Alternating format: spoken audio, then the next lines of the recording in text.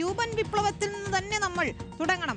അതൊരു പക്ഷേ ചരിത്രം നമുക്ക് ബോറടിപ്പിക്കുന്നതായി തോന്നാമെങ്കിൽ പോലും ഇറാന് പിന്നാലെ എന്തുകൊണ്ട് ക്യൂബ ലക്ഷ്യമിടുന്നു? 1959 ഫിദൽ കാസ്ട്രോയുടെ നേതൃത്വത്തിൽ കമ്മ്യൂണിസ്റ്റ് സായുധ സംഘം ക്യൂബയിലെ അമേരിക്കൻ പിന്തുണയുള്ള ഫുൾജൻസിറ്റോ ബാറ്റിസ്റ്റ ഭരണകൂടത്തെ അട്ടിമറിച്ച് സോഷ്യലിസ്റ്റ് ഭരണം സ്ഥാപിക്കുകയുണ്ടായി. ആ ഭരണമാറ്റത്തിന്റെ ഘട്ടത്തിൽ ക്യൂബ അമേരിക്കൻ സ്വത്തുക്കൾ ദേശസാൽക്കരിക്കുകയാണ് ചെയ്തത്.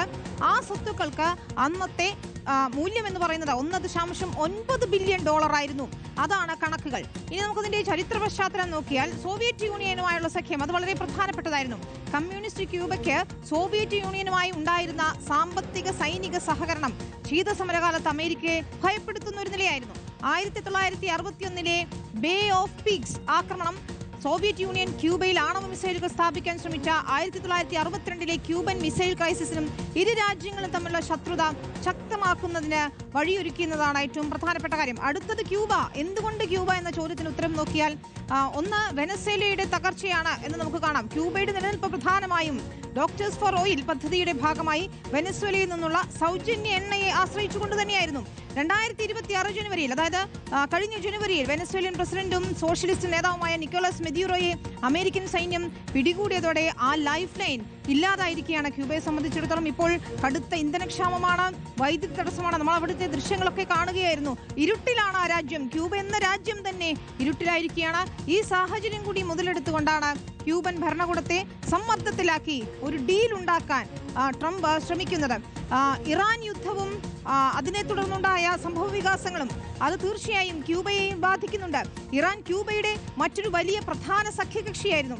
ഇപ്പോൾ ഇറാനിൽ നടക്കുന്ന യുദ്ധവും വളരെ പ്രധാനപ്പെട്ടതാണ്. അവിടുത്തെ ഭരണ തകർച്ച കാരണം ക്യൂബയ്ക്ക് ലഭിച്ചിരുന്ന അന്താരാഷ്ട്ര പിന്തുണയും പൂർണ്ണമായി നിലച്ചിരിക്കുകയാണ്. നോക്കൂ, വെനസ്വേലയുടെയും ഇറാന്റെയും ഭാഗത്ത് അവർക്കുണ്ടാകുന്ന തകർച്ച തീർച്ചയായും ക്യൂബയെ ബാധിക്കുന്നു എന്നുള്ളതാണ്. ഈ ഒറ്റപ്പെടൽ മുതലാക്കാൻ കൂടി അമേരിക്ക ലക്ഷ്യമിടുന്നു എന്നുള്ളതാണ്. സാമ്പത്തിക ഉപരോധങ്ങൾ അത് വലിയ രീതിയിൽ ക്യൂബയെ ബാധിക്കുന്നുണ്ട്. ക്യൂബയ്ക്ക് എണ്ണയോ മറ്റു സഹായങ്ങളോ നൽകുന്ന രാജ്യങ്ങൾക്ക് നേരെ, പ്രത്യേകിച്ച് മെക്സിക്കോ ഉൾപ്പെടെയുള്ള രാജ്യങ്ങൾക്ക് നേരെ കനത്ത നികുതിയും ഉപരോധവും ഒക്കെ ഏർപ്പെടുത്തുമെന്നാണ് ട്രംപ് ഭീഷണിപ്പെടുത്തിയിട്ടുള്ളത്. ഇതോടെ ക്യൂബയെ സഹായിക്കാൻ ആരുമില്ല എന്ന അവസ്ഥയായി. ക്യൂബ ഒറ്റപ്പെട്ടു നിൽക്കുന്ന അവസ്ഥയെ നോക്കൂ. വെനസ്വേല, ഇറാൻ, മെക്സിക്കോ, അങ്ങനെ 3 രാജ്യങ്ങൾ അവയെ ഡിപ്പെൻഡ് ചെയ്ത് നിന്നിരുന്ന ക്യൂബയെ സംബന്ധിച്ചിടത്തോളം ഇതാ അമേരിക്കൻ ഇടപെടലുകൾ നിർണായകമായി മാറുകയാണ്.